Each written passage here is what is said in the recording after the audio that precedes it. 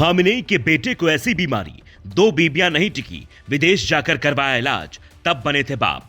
कौन थी बीवी जहरा अद्देल, जिसका बदला लेना चाहते हैं मोज्तबा? 24 घंटे में लिए 2 गंभीर फैसले।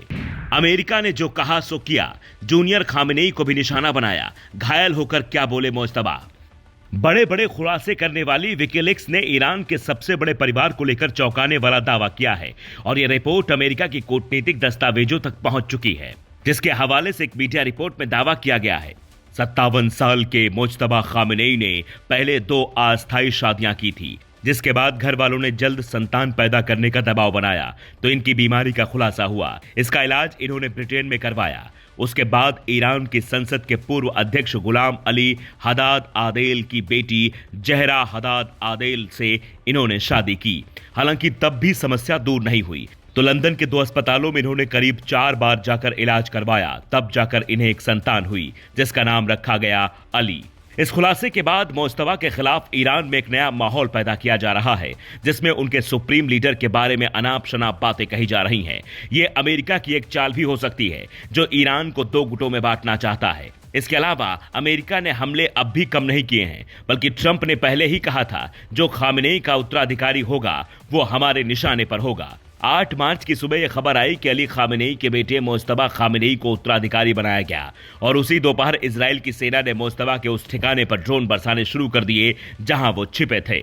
इजरायली सेना ने दावा किया कि वो हमले में घायल है और हालत गंभीर है, पर ईरान की सेना का दावा है कि उनके नए सुप्रीम लीडर ठीक हैं और उनके दिव्य आदेशों का पालन करने को सेना तैयार है।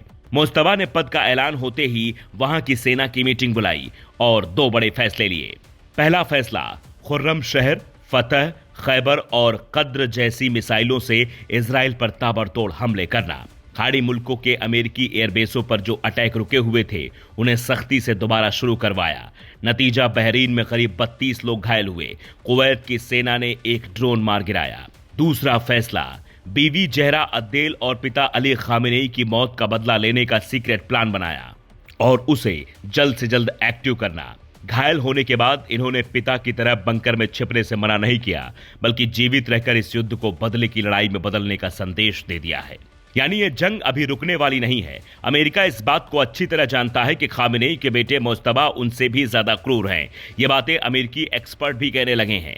यही वजह है कि मोज्तबा के उत्तराधिकारी चुने जाने से पहले ही अमेरिका ने 88 सदस्यों वाली संस्था की उस बिल्डिंग पर भी हमला किया जहां नए उत्तराधिकारी का चुनाव होता था, लेकिन बावजूद उसके चुनाव नहीं रुका। जानकार कहते हैं कि मोज्तबा ने न सिर्फ वहां के मदरसे से शिक्षा ली, बल्कि वहां के धार्मिक रूढ़वादियों और सेना की वो पहली पसंद भी रहे हैं। पिता के जीवित रहते भी उन्होंने मिनी सर्वोच्च लीडर के रूप में काम किया था। चाहे देश में होने वाले विरोध प्रदर्शन हो या विदेशी जासूस, उन सबको सबक सिखाने का काम मोज्तबा के जिम्मे ही था और अपने परिवार की सुरक्षा को लेकर ये पहले से ही सजग थे। इसलिए पिता और बीवी की जब मौत हुई और उस वक्त ये तेहरान से बाहर थे, तो लौटते ही इन्होंने बदले का प्लान तैयार किया, जिसे लेकर लोग अलग अलग तरह की प्रतिक्रियाएं दे रहे हैं। कोई कह रहा है अकेला ईरान अमेरिका इजराइल पर भारी पड़ रहा है, तो कोई कह रहा है ये जंग रुकनी चाहिए। आप ईरान के नए उत्तराधिकारी को क्या संदेश देना चाहेंगे?